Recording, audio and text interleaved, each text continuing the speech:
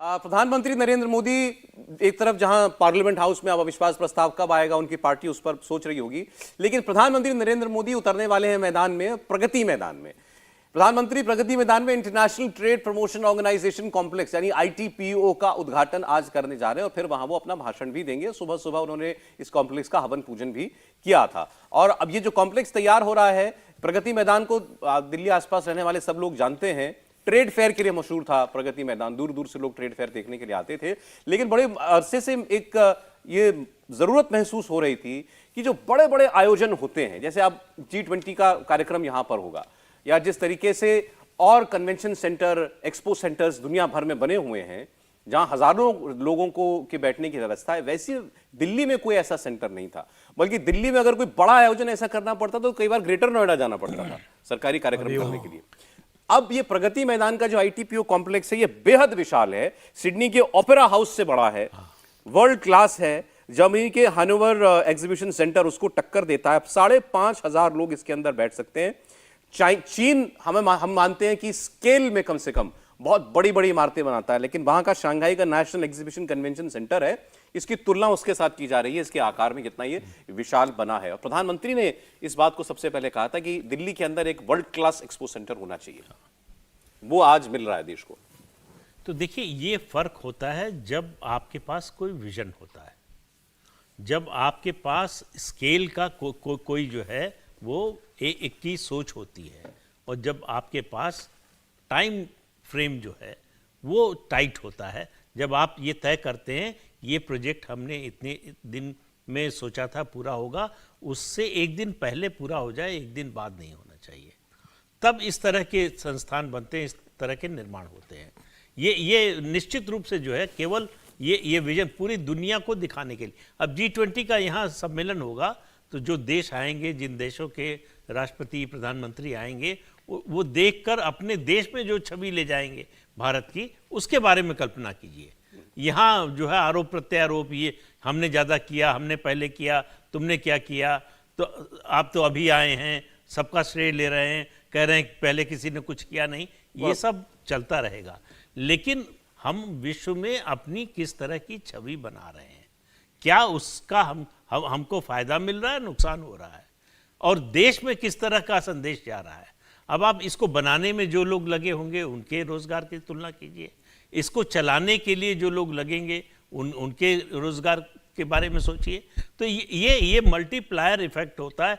एक बिल्डिंग बनती है तो खाली वो कोई स्ट्रक्चर नहीं खड़ा हो जाता, वो एक जीवंत एंटिटी होती है जी, जो बहुत से लोगों को रोजगार देती है, बहुत से लोगों को अवसर देती है। सुनील, सबसे अच्छा ये लगता है, और मैं ये नहीं कह रहा हूं कि पहले कभी ऐसा नहीं होता था, होता होगा इस सरकार में, लेकिन क्योंकि ये उदाहरण हमारे सामने बार बार आ रहे हैं, जैसे पार्लियामेंट हाउस बना कि आप एक संकल्प करते हैं कि हमें ये चीज बनानी है, हमें ये फैसिलिटी क्रिएट करनी है, आप शुरू करते हैं, टाइम बाउंड मैनर में उसको खत्म करते हैं और उसको यूटिलाइज होते हुए पूरा देश देखता है, जैसे पार्लियामेंट हाउस का हुआ। हालांकि बहुत लोग उम्मीद करते हैं कि इस बार सेशन पार्लियामेंट नई पार्लियामेंट में होना चाहिए, नहीं हो पा रहा है किसी वजह से, लेकिन आपने एक यूटिलिटी खड़ी कर दी है देश के सामने और अब वो दशकों तक रहेगी। अगला सेशन हो जाएगा, उसमें ऐसी कोई कौन सी बात है। ऐसे ही आईटीपीओ खड़ी हो गई, इमारत ये कोई छोटा प्रोजेक्ट नहीं था, मैं कहना चाहता हूं। देखिए, बहुत बड़ा प्रोजेक्ट भारत में, खासकर हमारे दिल्ली में अंतर्राष्ट्रीय स्तर का कोई बड़ा कन्वेंशन सेंटर नहीं था। विज्ञान भवन बना था कभी, तो वो भी जो है उसकी क्षमता कम हो गई। जिस तरह से अब दुनिया जहां पहुंच गई है उस हिसाब से अपने समय में वो भी एक बड़ा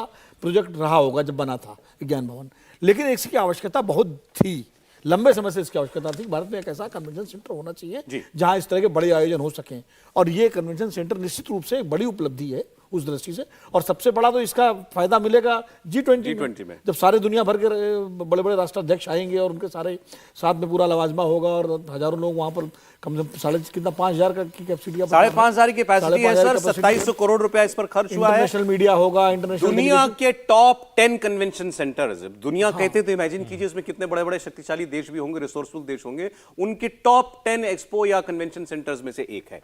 तो ये फैसिलिटी और फैसिलिटी निश्चित रूप से बड़ी उपलब्धि है और अच्छी बात है। मुझे तो लगता है कि ये बनाने के बाद कम से कम भारत के अंदर, अभी मैं एक और उदाहरण देता हूँ, एक ये जहाँ पर उपराष्ट्रपति वाला जो भवन है निवास, उसके पीछे एक बड़ा पुरानी बिल्डिंग थी। अभी करीब 4-5 महीने पहले हम वहाँ गए तो वहाँ एक शानदार इमारत खड़ी हुई और वो इमारत क्या है, वो हमारा जो आयात निर्यात इंपोर्ट एक्सपोर्ट का जो है और वाणिज्य मंत्रालय का वो भवन बन गया, ट्रेड एंड हाँ, और इतना शानदार बन गया। पीयूष गोयल उसके मंत्री हैं, पीयूष जी ने हम लोगों को बुलाया था, तब उन्होंने कहा कि इसकी जरूरत क्यों महसूस हुई। वो बड़ी अच्छी बात है। उन्होंने कहा कि विदेशी प्रतिनिधि मंडल आते थे जब बात करने की, तो उनको किसी 5 स्टार होटल में हमको उनसे बात करनी पड़ती थी, क्योंकि इसके अलावा कोई जगह ऐसी थी नहीं जहाँ उनके साथ उनको ट्रीट किया जाए। बोले तो उसमें पैसा भी खर्च होता था सरकार का, और एक अजीब सा लगता था कि भाई आप होटल में कर रहे हैं। अब यहाँ पर बोले बड़े से बड़ा डेलीगेशन, सारी शास्त्री भवन में किसी को बुला लीजिए, आधे लोग शास्त्री भवन बुला लीजिए या जाएंगे उद्योग भवन बुला लीजिए, तो यही उन्होंने कहा, ठीक है सर। शास्त्री भवन, उद्योग भवन। अब वो इतनी शानदार इमारत है कि देख करके लगता है इसकी चर्चा नहीं होती, मतलब हाँ, मैं चर्चा इसलिए कर रहा हूँ कि होनी चाहिए चर्चा, तो अपने आप में आपको गर्व महसूस होता है थोड़ा सा जाते हैं। थोड़ा सा समय का टाइम मैनेजमेंट करना पड़ेगा आगे बढ़ते हुए, क्योंकि आज हमें जनता के रिएक्शंस को जरूर जगह देनी है। ये तो कहेंगे कि आपने कहा और किया नहीं। जल्दी से एक कमेंट में आपको राजस्थान की खबर पर लेना चाहता हूं अपने मेहमानों से। प्रधानमंत्री राजस्थान जाने वाले हैं, उससे पहले आप देखिए राजस्थान की पॉलिटिक्स में इस वक्त क्या हो रहा है। जो आरोप अपराध को लेकर चल रहे हैं, राजस्थान पर भी चर्चा, उससे अलग चुनावों के लिए जो स्कीम लेकर के आ रही है गहलोत सरकार, खास तौर पर वो अपनी तरफ से मान रहे हैं कि गेम चेंजर स्कीम है, मिनिमम इनकम गारंटी स्कीम। इसे मास्टर स्ट्रोक उनका कहा जा रहा है, जिससे ग्रामीण में और शहरी इलाकों में 125 दिनों का रोजगार आपको मिलेगा, वरना आपको रोजगार नहीं दे पाएंगे तो सरकार उसके एवज में आपके खाते में पैसा ट्रांसफर करेगी। और इसके अलावा जो काम नहीं कर सकते हैं उनके लिए पेंशन की सुविधा। तो यानी कि हर व्यक्ति के लिए किसी ना किसी रूप में या तो रोजगार, नहीं तो कोई संसाधन उसके लिए या पैसा जो उस अकाउंट में डालने का, ये काम सरकार कर रही है। और प्रधानमंत्री जब जाएंगे सीकर में 27 जुलाई को, तो वो वहां पर किसान सम्मान निधि की किस्त जो है वो जारी करेंगे। 14वीं किस्त है, जिसमें 8.5 करोड़ लाभार्थियों के खाते में सीधा पैसा जाएगा। अब एक तरफ किसानों के खातों में सीधा पैसा जा रहा है पिछले कई साल से, और राज्य की जो स्कीम है वो भी अब इसी डीबीटी का सहायता का लाभ देना चाहती है चुनावों में। इसका कितना असर पड़ेगा? नहीं, मुझे लगता है कि इनका असर तो निश्चित तौर पर पड़ता है, और कितना असर पड़ेगा ये उस वक्त किस तरह से मुद्दे सरकार, जो राज्य की सरकार है, उसको कितना वो बता पाएगी, इस पर निर्भर करेगा। दूसरा, जब हम ये कहते हैं कि लोकसभा चुनाव भी होने वाला है, राज्य का भी चुनाव होने वाला है, उस राज्य का डायनेमिक्स थोड़ा सा बदलता है, क्योंकि केंद्र सरकार की योजनाएं वो ज्यादा तेजी से पुश करने की कोशिश होती है, राज्य सरकार उसी योजना को रीपैकेज करती है। मतलब मैं ये कई राज्यों के संदर्भ में बताऊं कि कोई योजना है, केंद्र सरकार ने तय की है, प्रधानमंत्री नरेंद्र मोदी ने उसे इनिशिएट किया, राज्य सरकार ने उसको रीपैकेज कर दिया। राज्यों के पास अधिकार होता है, लेकिन यहां थोड़ा सा जिक्र कर दूं कि अरविंद जी तो और आगे निकल गए। दिल्ली में उन्होंने अपने अधिकार से बाहर जाके रीपैकेज कर दिया, जिस पर झगड़ा हुआ। ममता जी ने अलग रीपैकेज किया। तो अब ये गहलोत जी कितना रीपैकेज्ड माल बेच रहे हैं, कितना नया बेच रहे हैं, ये भी होगा, और कौन बता पाएगा उससे तय होगा। दोस्तों, अब आपके सवाल और कमेंट्स में शामिल कर रहा हूं, जरा आप लोग अब कौन से सुनिएगा। अस्मित कुमार श्रीवास्तव जी ये पूछ रहे हैं, ये लिख रहे हैं, in the fight of perception who is winning, who is not allowing the parliament to run. जनता की निगाह में कौन दोषी है कि पार्लियामेंट नहीं चल रही है? परसेप्शन की लड़ाई में कौन आगे है? ये तो जनता बता सकती है, लेकिन जनता ही पूछ रही है आपसे। लेकिन परसेप्शन की लड़ाई में ऐसे मामलों में हमेशा विपक्ष आगे दिखाई देता है, लेकिन इस मामले में जिस तरह का एग्रेशन दिखाया है बीजेपी ने जी, उसमें थोड़ा मामला बैलेंस हुआ है, क्योंकि जनता और बाकी लोग हमेशा विपक्ष के प्रति एक सहानुभूति होती है। सरकार बड़ी ताकतवर होती है, उसके पास बहुत संसाधन है, सब कुछ है, लेकिन विपक्ष का साथ देना चाहिए ऐसे मामलों में। वोट के समय अलग अलग मानसिकता होती है, लेकिन संसद नहीं चल रही है, ये बेसिक जिम्मेदारी सरकार की होती है। चलिए, एक खबर जिसका हम लोग अभी इंतजार ही कर रहे थे और पर कयास हो रहे थे कब होगा, अविश्वास प्रस्ताव से पहले ही आएगा दिल्ली अध्यादेश का बिल। सोमवार को पेश किया जाएगा दिल्ली ऑर्डिनेंस बिल। गृहमंत्री अमित शाह इस बिल को पेश करेंगे। तो अब ये तय हो गया, अविश्वास प्रस्ताव से पहले ही आएगा, क्लैरिटी हो गई इस बात पर। लोकसभा में पेश होगा कि राज्यसभा? अब ये भी पता चल जाएगा। मतलब सोमवार को भी अविश्वास प्रस्ताव नहीं आएगा, सोमवार को विश्वास प्रस्ताव नहीं आएगा, और मोदी पार्लियामेंट में आए इससे पहले विपक्ष को पार्लियामेंट में आना पड़ेगा। आप आएंगे, उनको बैठना पड़ेगा और इस पर बिल पर चर्चा करके इस पर वोटिंग होगी। तो दिल्ली का सोमवार का दिन निर्धारित हो गया है। तो चलिए, एक ये खबर जो है क्लैरिटी हमको मिल गई। आप ही से अपना कमेंट्स थोड़े से आप भी शॉर्ट रखिए, क्योंकि बहुत सारे लोग हैं। आप ही की टिप्पणी पर एक कमेंट है रघुवीर नायडू, वो कह रहे हैं कि मैं प्रदीप जी से डिसएग्री करता हूं कि अगर दिल्ली ऑर्डिनेंस बिल हार गया तो केजरीवाल जो हैं वो इंडिया अलायंस से बाहर आ जाएंगे। उनका ये मानना, आपने कहा था कि उनकी जरूरत है कि बने रहेंगे, वो कह रहे हैं मैं डिसएग्री करता हूं, बाहर आएंगे केजरीवाल। उनका ऐसा मानना है अपने नहीं सोच में। मैंने इसीलिए कहा है अरविंद केजरीवाल के बारे में कोई पूर्वानुमान नहीं लगा सकते, तार्किक रूप से उनको नहीं आना चाहिए। मैंने ये कहा, मैंने नहीं कहा कि बाहर आए, क्या करेंगे क्या नहीं। लेकिन क्या करेंगे वो ये कोई नहीं जानता है। ठीक है, रोहित कुमार ये कह रहे हैं कि ये सारी पार्टियां जो अविश्वास प्रस्ताव ला रही हैं और एक हो रही हैं, ये सिर्फ मणिपुर या लोकतंत्र बचाने के लिए है क्या? मैं एक आम आदमी के साथ युवा भी हूं, मुझे मालूम है कि किन हाथों में देश सुरक्षित है। इसमें एक सवाल और कमेंट दोनों मिला हुआ है। नहीं तो इससे जाहिर है कि उनका मंतव्य क्या है जी। वो मान के चल रहे हैं कि देश किन हाथों में सुरक्षित है, और ये जो ला रहे हैं ये लोकतंत्र उसके लिए नहीं ला रहे हैं, तो वो तो उनके प्रश्न में ही उनका उत्तर छिपा हुआ है जो सुनना चाहते हैं। लेकिन विपक्ष जो है संसद में किसी भी मुद्दे पर सरकार को घेरता है।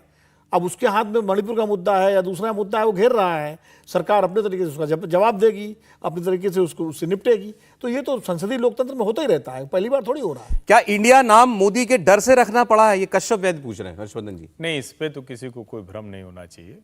ये गठजोड़ी ही पूरा मोदी के डर का है।